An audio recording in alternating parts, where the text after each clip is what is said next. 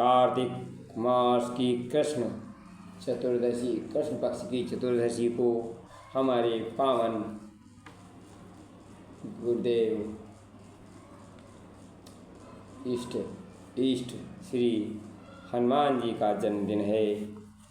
उनकी साधना और सिद्धि का राष्ट्र पर कितना प्रभाव पड़ता है, ये इस वीडियो के माध्यम से मैं आपको अवगत करना चाहता हूँ। साधना की परिणति अथवा पूर्ति कामना रहित हो जाने पर उपासना की सिद्धि उपास्य के निकट नित्य निवास कर प्राप्त कर लेने में है। स्वार्थ रहित सेवा ही सफलता का मूल मंत्र है।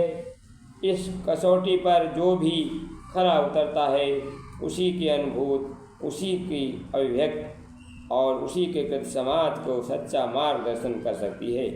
इसलिए कामना रहित उपासना रत होकर सेवा का व्रत लेकर कार्य करने वाले हनुमान जी को की जय जयकार प्रतिदिन आज भी हम लोग को चारों सुनने मिलती है।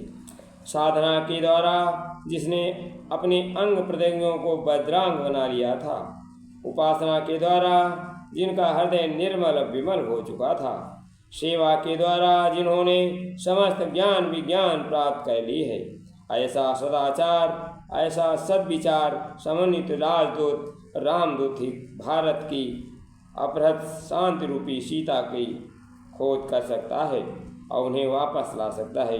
महावीर होने पर भी जिनको किंचित मात्र अपने बल का अभिमान नहीं था, ज्ञानियों में अग्रगण्य होने पर भी जो परम विनीत हैं, पर्वताकार होते हुए बड़प्पन की सर्वोच्च सीमा पर पहुँच करके भी जो राम कार्य या राष्ट्र कार्य करने के लिए अपने व्यक्तित्व को मशक समान अत्यंत छोटा बनाने में जरा भी हिचक नहीं करता, ऐसे ही साधक आदर्श चरित आज के दानवत्व का दमन कर सकते हैं, हमारे नरत्व की नारायण तत्व की ओर जा सकते हैं।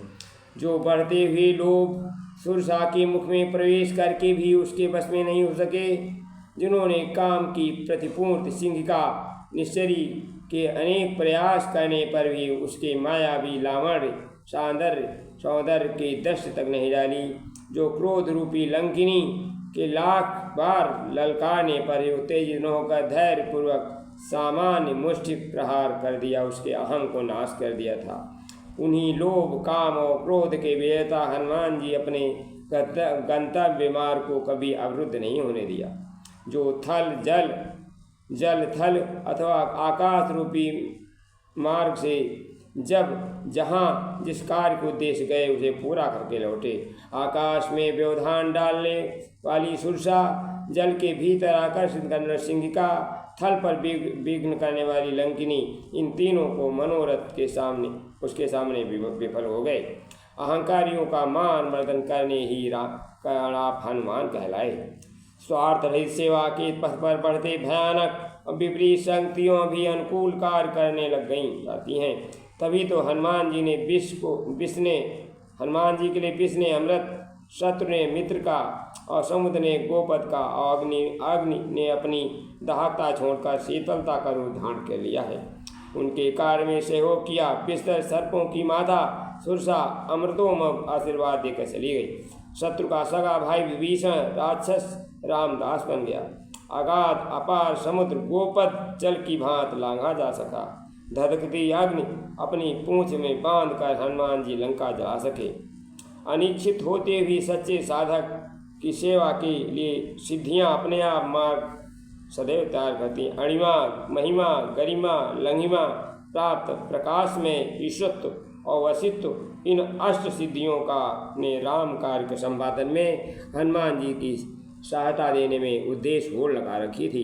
लघु रूप धारण करने में अणिमा, विशाल रूप धारण करने में महिमा और गुरु अधिक भार वाला बनने वाला गरिमा, विशाल होते हुए हल्कापन लाने में लंघिमा, अलभ्य वस्तु उपलब्ध होने करने में राम कार्य के लक्ष्य में पूरा करने में प्रकाश में निर्भयता लाने में ईश्वरत्व और विपक्षी को बस में करने के लिए वसित्व नाम की सिद्धियां हनुमान जी को स्वतः प्राप्त की गई थी।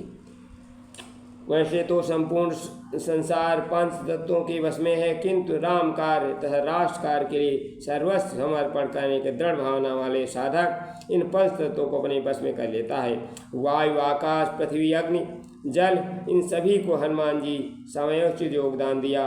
पवन देव ने 49 पवन बनकर चलाकर, आकाश ने हनुमान जी की गर्जना स्वर को बढ़ाकर अधिक गंभीर और भयानक बनाकर, पृथ्वी ने देह की गरुता हल्का करके, अग्नि ने हनुमान जी की रक्षा करते हुए लंका को जलने में सहायता की।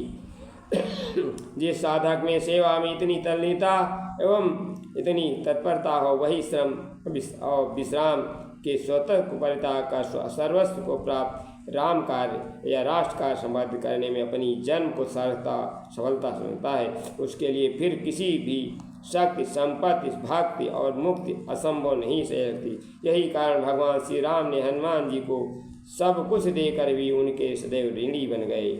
माता सीता ने गृहीता न बनकर अष्ट सिद्धि नवनिधि का दाता बना दिया।